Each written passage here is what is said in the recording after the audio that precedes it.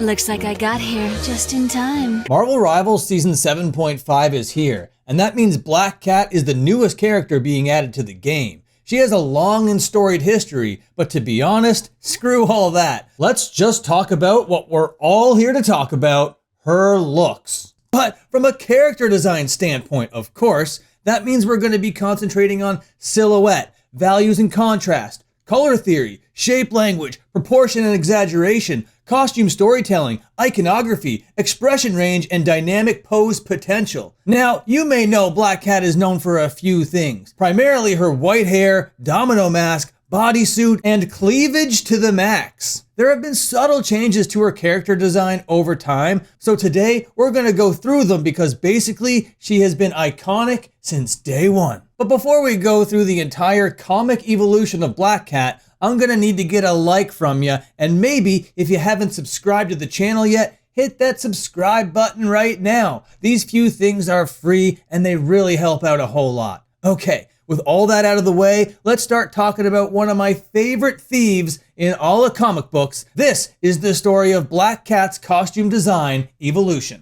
I'll rip his transistors out! Now, you might be taking a look at Black Cat over here and being like, this is definitely just Marvel's version of Catwoman. And to that, I say, you're probably right. But if you were to ask the creator, Marv Wolfman, who he thinks it was inspired by, he'd say it's not Catwoman, even though Catwoman debuted in 1940. What Marv is probably going to tell you is that Black Cat was inspired by a Tex Avery cartoon called Bad Luck Blackie. And to be honest, I kind of get it, but it's definitely 100% a Catwoman knockoff. DC and Marvel have been borrowing back and forth from each other since the dawn of comics. Are you meaning to tell me that this cat-themed, cat burglar, anti-hero type character, this seductress that is in a relationship with the hero of the book, isn't inspired by a character that can be described in the exact same way from your competitor? Either way, I'm a big fan. But Black Cat didn't debut in 1940 alongside Catwoman. No. Black Cat debuted in 1979 for issue 194 of The Amazing Spider-Man. In Black Cat's very first appearance, her goal is basically to break her dad out of jail because her dad was apparently the world's most famous cat burglar and he was set to die in jail. So Felicia Hardy, Black Cat, was all like, I can't have any of that. Are you kidding me? I'm gonna go save my dad, bust him out of jail so he can die at home with his wife. So Black Cat did just that. But of course, while doing that, she alerted the attention of Spider-Man. Story, plot. Stuff happens, but we're here to talk about costume and the story that the costume tells. Now, like I said earlier, Black Cat is known for a couple things, and all of those things are present in her very first design, except for the cleavage. That deep V-cut, that plunging neckline, is not a part of the bodysuit here. You'll see in this panel here, what's normally cleavage is all fur. The few things you're going to want to notice about this costume is how thick the domino mask is, and that the eyes are all whited out in some panels, and you can see the eyes clearly in other panels. The white gloves and shoes, along with the fur on each of those things, is also such an iconic element. And what do cats wear around their neck? Yeah, they normally have collars, and the Black Cat is no different, except for back in the day, during her very first design, it was a gold collar. This is gonna be another subtle thing that changes as we go through these books. Black Cat is a thief, a gymnast, a manipulative femme fatale, and her character design represents that down to a T. There are reasons why this design hasn't changed much over the years. But if we just scoot a little bit farther into 1980 for Amazing Spider-Man number 204, well, now her cleavage is on full display. And in my opinion, the cleavage isn't just used to sell more comic books. It actually adds to her character as a femme fatale, and it plays into the whole Peter Parker trope of him always being able to land the baddies despite having the worst, most terrible life of all time. So I don't really think that it's sexist or chauvinist or misogynistic to depict Black Cat in that way. Black Cat is written by a bunch of thirsty nerds. Sure, definitely. And they're 100% gonna lean into her sexuality. But I would argue if they didn't, her whole character wouldn't make as much sense. Her whole thing is to charm you, to distract you so she can take from you. She's very materialistic, and she has no qualms about what might happen. She doesn't care about the consequences. She just wants to distract you so she can steal from you. And when she meets Spider-Man, there is instant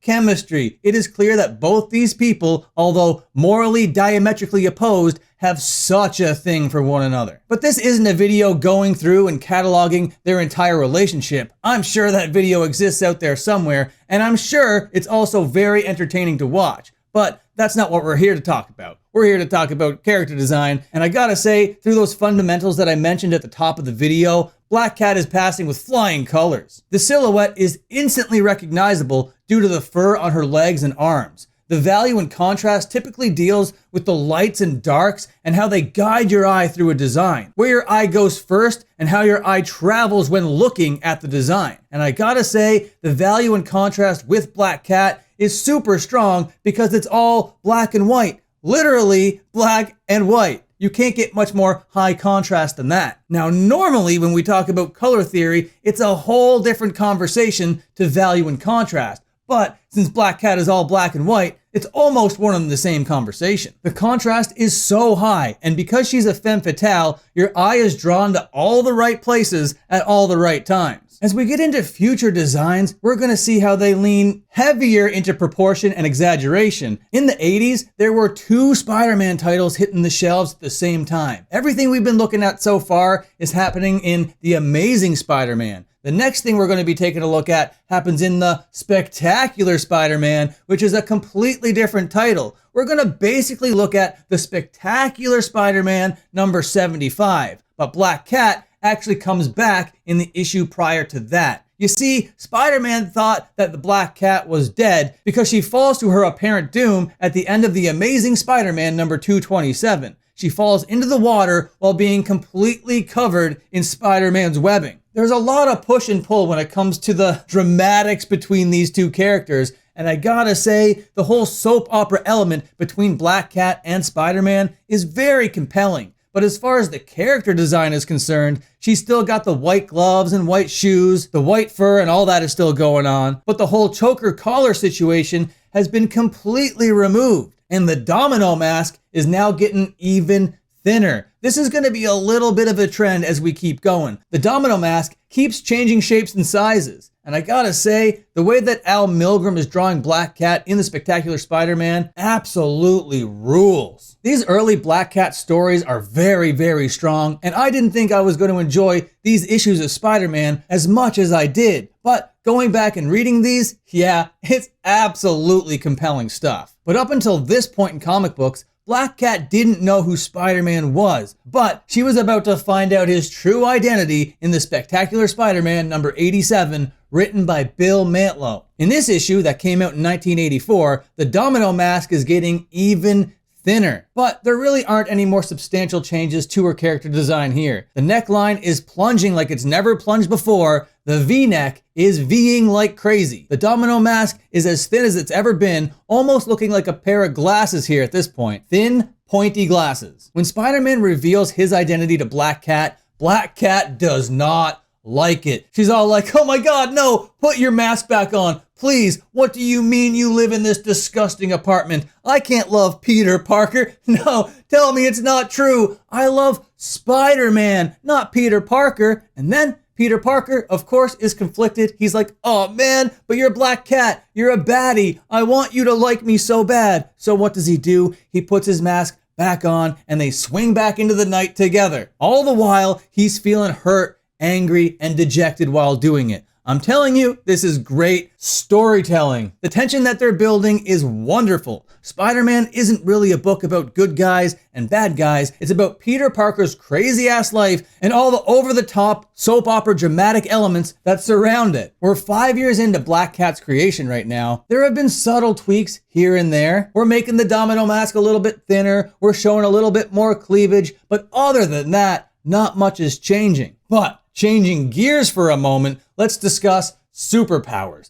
Black Cat didn't really have any of those early on. She was really athletic and agile, and she trained really, really hard, but she had no powers. That didn't really bother her until one night she was in a fight with Spider-Man. Well, let me rephrase that. She was in a fight alongside Spider-Man where she felt she was holding Spider-Man back. She felt like a liability. So what Black Cat thought was like, oh man, I gotta go out there and I gotta find myself some superpowers somehow. So she got on the horn with Fantastic Four. They're all like, no, what do you mean? We can't give you superpowers. Then she shows up at the Avengers Tower and they're all like, no, we can't do that either, buddy. So some shadowy figure saw Black Cat doing all that sort of stuff and he pulled up in his little car. His image was obscured, his voice is all muffled and distorted, and he's like, I can give you superpowers, but you have to do something for me. And she's all like, all right, fine, whatever, just give me the powers. He enhances all of her abilities and gives her bad luck powers. Now, Felicia Hardy, Black Cat, embodies the whole Black Cat thing from that Tex Avery cartoon from all those years ago. Now, wherever she goes, she can inflict bad luck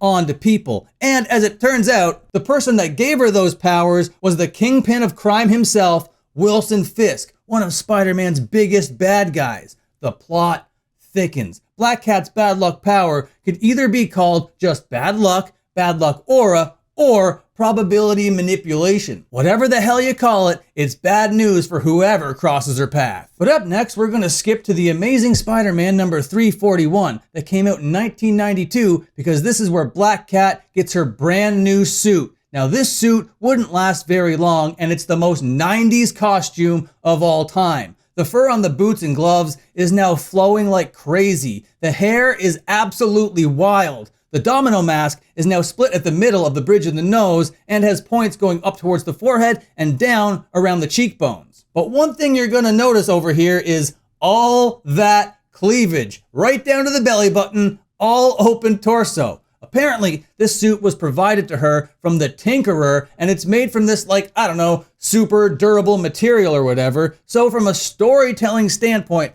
I gotta say, this suit doesn't make a whole heaping lot of sense. Why are you gonna make a super durable, strong, armored suit and then just leave the whole front part open? Well, the reason is easy enough to understand. The reason why you're gonna leave that whole front part open is for capitalism, to sell comic books. If you thought Felicia Hardy was sexualized in the previous iterations, just wait till you get your hands on this one. Not only does she have this crazy new suit that doesn't really make sense from a storytelling perspective, she's also got these contact lenses that help her see in the dark, which I think should just be a regular part of her acquired superpowers, right? If she's a cat-themed hero, she should have just great eyes regardless. But anyway, the other thing that comes from this costume are these new claws. And these claws definitely come in handy. The other thing we gotta mention when looking at this costume is the choker collar, because now it's back on the design. It's not gold, it's black leather and has these silver studs. These are all little details that would shift and change over time. So by now, Black Cat has been around for a while. She got popular enough to have her own miniseries. So in 1994, Marvel gave Felicia Hardy her very own limited run in a comic book called Felicia Hardy, the Black Cat. And this design makes many changes that I actually like a whole lot. The fur on the boots and gloves have been toned back a little bit, and so has the plunging neckline. We got just a regular type V-neck going on here. The domino mask is still split at the bridge of the nose, but the collar has been changed to feature spikes, not studs. But to be honest, these kinds of collars are more representative of a dog-themed character, but still look amazing on this cat-themed character. And another detail that I should mention being changed is the fur along the collar of the bodysuit. That has been taken away, which I think is a mistake. I think we need that fur along the suit collar for sure. But then the next comic book I want to show you also came out in 1994. It's Beavis and Butt-Head number 10. This might be the horniest fight scene that we're gonna see in this entire series over here. This is the first time that Silver Sable and Black Cat have a fight. And basically, Beavis and Butt-Head are commenting on this comic book the way that they would normally comment on music videos or whatever. Now, Black Cat has all that fur on the collar, but the V-neck goes all the way down to the belly button again. And then the last panel is just two silver-haired baddies straddling one another. Very 90s.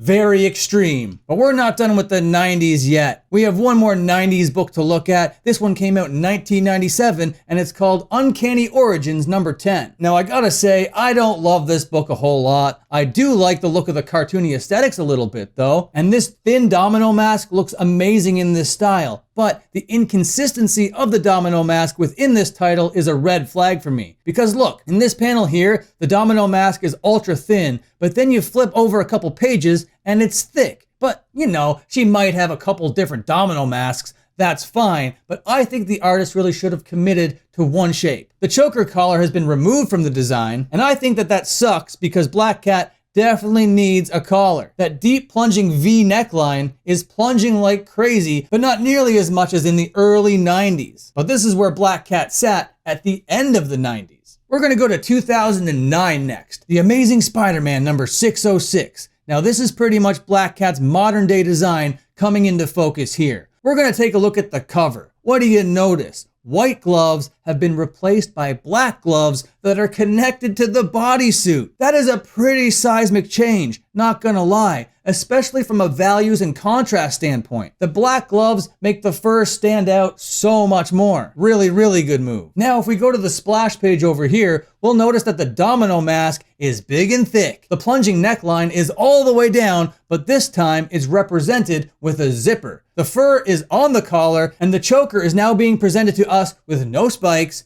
no studs, nothing of the sort, just a straight up black collar, which I think looks incredible, but it's still not the peak version. When Felicia Hardy comes back into Peter Parker's life, things get complicated and sexually tense immediately. Of all these Spider-Man books that I read for this video, I enjoyed this one so much more than I thought I was going to. The soap opera elements are actually very compelling. The way that Peter Parker balances his life as a superhero, being a scientific genius, and a slop rag photographer, alongside his preposterous love life, makes for truly great character dynamics. But now we're gonna scoot to a whole other universe. All this stuff that we've been talking about so far happened in the main Marvel universe, the 616. We're gonna go over to Earth 1610 for the Ultimate Spider-Man number 152 for their version of Black Cat. Their version of Black Cat is awesome, ladies and gentlemen. The Domino mask is no longer a Domino mask.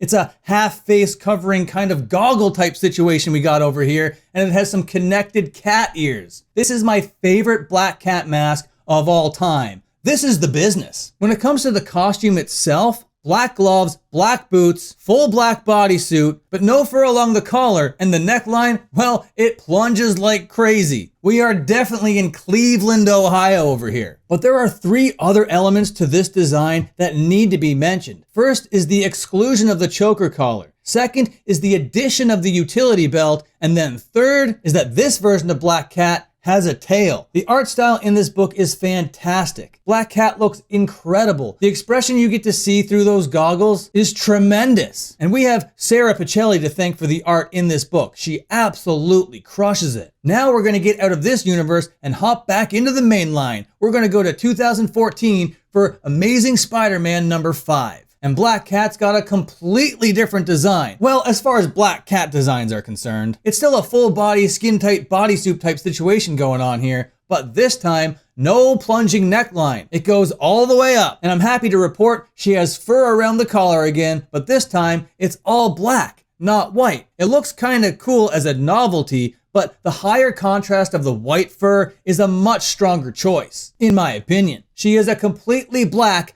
Cat, but still with that platinum silver blonde hair. This story is very strange, just a lot of brain swapping shenanigans going on. Either way, I have no idea what's going on lore-wise here, but this might be Black Cat's most sleek and athletic design to date. And as far as costume storytelling is concerned, that works for me, 100%. We don't get a lot of iconography when it comes to Black Cat, no symbols or icons or that kind of thing, but here is the closest version of it. Whatever this little symbol is on her neck, well, there it is. We gotta go through the modern day Black Cat titles. The 2019 run got Black Cat looking more like her traditional design. The platinum blonde hair, the thin domino mask, the plunging neckline, the fur on the collar, and it looks like a commitment was made to the black shoes and black gloves. And I'll say that the way that Travel Foreman handles the art, especially when Black Cat is in full Black Cat attire, is stunning. The dynamic poses, the creative gestures and posture, the kinetic action,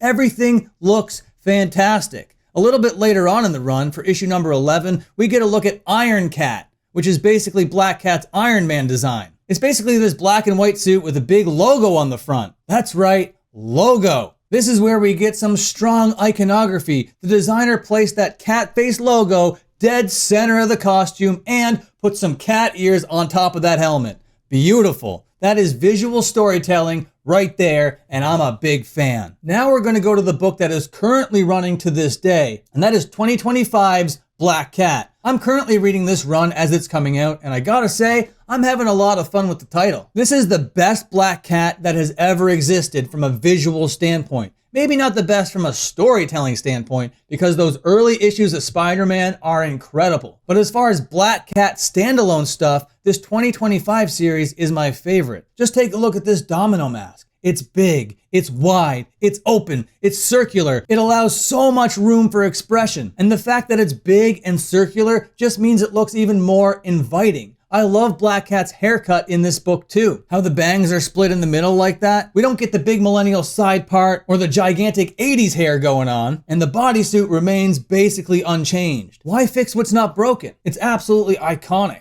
But this haircut, along with this domino mask, might be the most appealing. In this art style, Black Cat's expressions and pose potential are through the roof. She is absolutely one of the most dynamic, captivating characters that Marvel has ever put into their pages. And the facial expressions in this current run is the most expressive that Felicia Hardy has ever been presented like. The emotional range is fantastic. But I know why we're all here. We're gathered here today to discuss the Marvel Rivals interpretation. I love to see that Marvel Rivals is adding a little bit of color theory into the whole Black Cat presentation by adding hits of purple. They're all like, nah, she's great and all, but she just needs a little bit of royal purple thrown in. Let's throw in some accents. Let's throw in some highlights. And here we go. Bing, bang, boom. All the white on her design is actually tinted with this light purple that goes all the way out to the tips. Even the hair and the fur on her suit have this little purple aura going on. It's gorgeous. And talk about iconography. She's got this BC logo on her hip alongside what would be a diamond belt, but it's just like diamonds encrusted onto the bodysuit where a belt would be. What a great way to break up the design. And using diamonds tells a great story because she's a thief and highly materialistic. This is visual storytelling. The arms of the bodysuit go all the way to the fingers, and then she has vicious claws. That bodysuit also goes all the way down to the feet, and she has these high heels. The neckline of the bodysuit is wide open, but I want to talk about the choker collar. This choker collar is a hybrid of everything we've seen throughout the comic book design so far. It's just like your standard leather strap, but with pyramid studs, and then a big diamond tag in the middle. Absolutely genius. Then on the bodysuit, there's all sorts of other accents and contour lines that make this design really pop. She's got that big 80s hair, which I think suits her because she's a big 80s character, but I really do wish she had those bangs, like she does in the current running series right now. But that's just a nitpick, just a personal preference. I will say, however, I really do think that Marvel Rivals kind of nailed the domino mask as well. It's thin, it's triangular, and those points going up towards the forehead and down around the cheekbones look great. I do prefer the round one from the comic books, but here's the thing. Black Cat isn't supposed to be cute. She's supposed to be alluring and seductive. She's also a little bit morally ambiguous. So all of that considered, the angular domino mask is actually better for storytelling purposes. Because I don't want to ruin it or spoil it or whatever, but in the current run of the comic books, Felicia Hardy is a good guy. She's a superhero. She's fighting crime. Well, sorta. All that is to say, even though I like the rounder domino mask, the triangular one works so much better on the design that Marvel Rivals have presented us with. Alongside the base skin, we also got an alternate skin called Urban Predator. Interesting name, but either way, it's based off a Black Cat #1 variant cover from 2019 that was drawn by David Nakayama. I love it when Marvel Rivals takes from the comic books, especially when they take a deep cut like this and come up with their own little spin on it. Absolutely fantastic. Big fan. It seems like Marvel Rivals, or in all of Marvel actually, my favorite characters are the thieves because I love Gambit and I love Black Cat. And maybe I'm also biased towards Black Cat because I own a Black Cat and I love him very, very much. So I'm gonna rate this Marvel Rivals design using those character design fundamentals. Silhouette, 10 out of 10. Value and contrast, 10 out of 10. Color theory, another 10er, because adding that purple and guiding your eye from center outwards like that is absolutely genius. Shape language, beautiful, another 10. Proportion and exaggeration, yep, you know we're getting a 10 here too. Costume storytelling, I love the iconography, the domino mask, the diamond choker, the hair. It's all telling a cohesive and compelling story. 10 out of 10. The facial expression and emotional range, I'm gonna give it a 7 out of 10. The comic book version is a 10 out of 10 for sure, at least in the current iteration. And gesture and pose, another perfect score. What can I say? Her character select screen pose is next level. They ramped everything up to 11 with this thing, and I've already seen the internet is already going kind of crazy over this. And I think that it's all just good storytelling. Like I said earlier on in this video, if you're distracted by her, she wins. So if you're angry or if you're turned on, Black Cat is doing the job of Black Cat. And I think it's absolutely crazy that the developers put her in this pose for her character select screen. It takes everything about her personality and just throws it all in your face. Some people are gonna love it and some people are gonna hate it. To me, I think it's fantastic visual storytelling, but your mileage may vary. I love what they're doing over there. Great job, Guan Guan and Dino Ma. Really knocked it out of the park. But I want to know what your favorite Black Cat design is. Comment down below. All right, thank you so much for watching this video. Remember, hit like, press subscribe, and until my next video, have a good one or whatever.